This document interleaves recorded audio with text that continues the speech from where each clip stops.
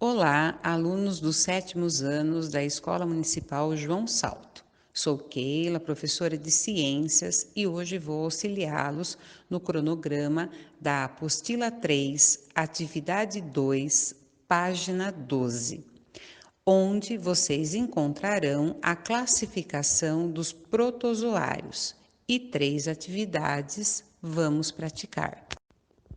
É importante destacar que o tipo de locomoção dos protozoários são classificados em 4 grupos. Risópode, sem forma definida, como a ameba, se locomovem por meio de pseudópodes, que significa falsos pés. É um prolongamento da célula. Ciliados, movem por meio de cílios, e o representante é o paramécio.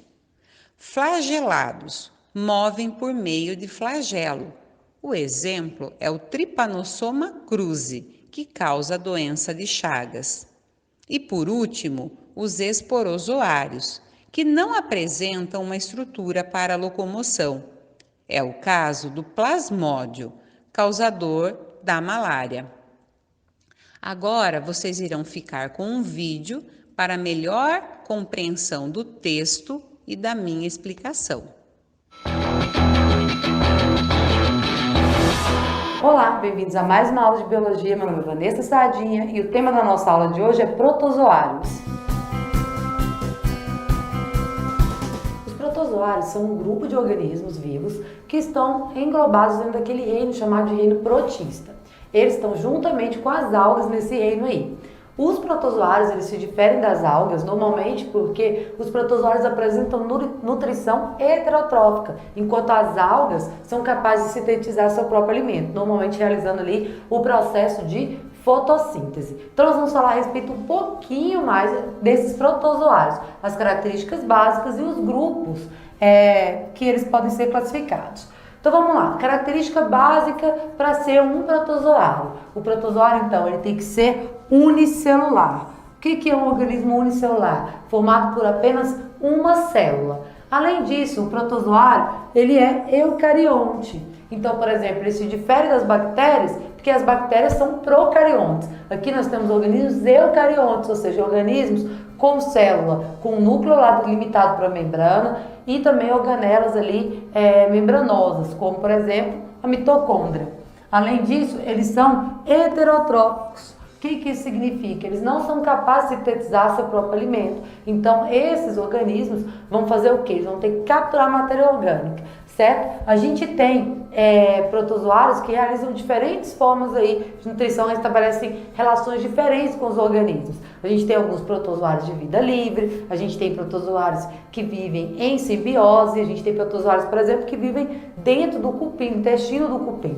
Então, vamos lá. Uma característica importante que a gente precisa saber é que quando a gente está falando de protozoários, a gente não está falando de um grupo com valor taxonômico. Então, ele não possui valor taxonômico. Ele é um grupo artificial. Então, a gente usa aí, chama de protozoário, esses organismos que possuem essas características, certo? Muitas vezes, costuma-se dizer que eles que lembra muito a característica de um animal. Antigamente, nem se existia esse reino. Por quê? Porque, olha, ele tem característica heterotrófica, ele não é capaz de produzir seu próprio alimento, né? Ele é heterotrófico, ele é eucarionte. Então, hoje a gente separou aí, colocou os unicelulares nesse grupo e aqueles que são multicelulares com essas características seriam, então, os animais. Então, a gente não tem uma classificação aí com valor taxonômico. Seria aqueles organismos que a gente agrupou aí, porque a gente não tem um lugar mais exato, um local que é melhor englobe esses organismos, certo?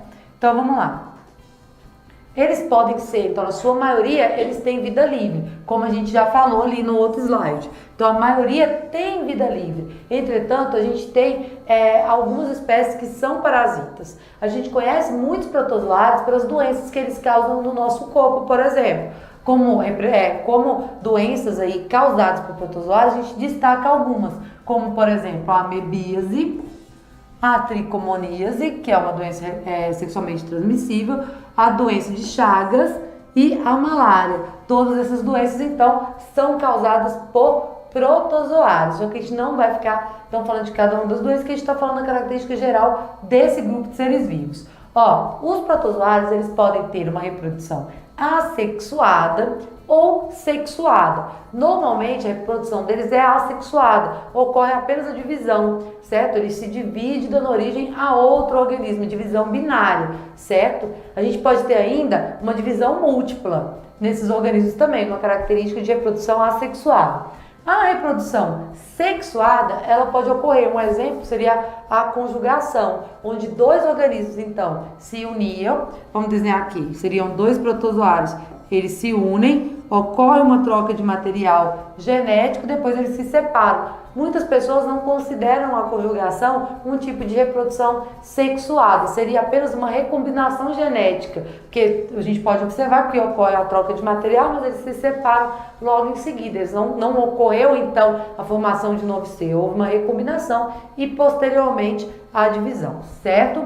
Então eles podem ter os dois tipos de reprodução, tanto assexuada como sexuada.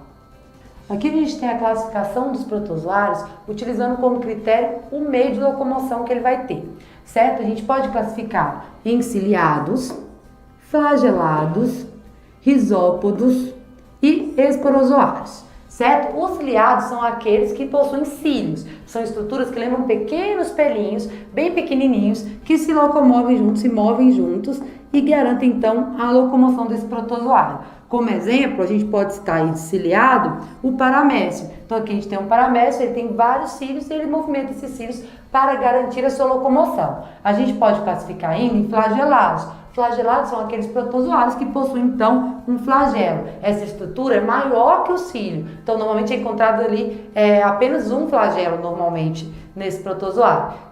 E a locomoção deles é garantida como? Com movimentos tipo um chicote. Então eles movimentam e garantem a sua locomoção. Como exemplo de flagelado, a gente pode citar o tripanossoma. A gente tem ainda aqueles chamados de risópodos. Quem são os risópodos? Aqueles que possuem a capacidade ali de formar os pseudópodos. O que são os pseudópodos? Seriam tipo prolongamentos celulares ali do citoplasma, ele estica o seu citoplasma formando esses pés falsos, que é o significado aí de pseudópodos, e eles conseguem então esticar e se locomover, certo? Um exemplo de organismo, de protozoário que consegue se locomover dessa forma seriam as amebas. Por fim, a gente tem os esporozoários. Os esporozoários são aqueles que não possuem uma estrutura locomotora ali característica, não tem cílio, não tem flagelo, então ele é levado pelo meio. Como exemplo, a gente pode citar o plasmódio, que é o que causa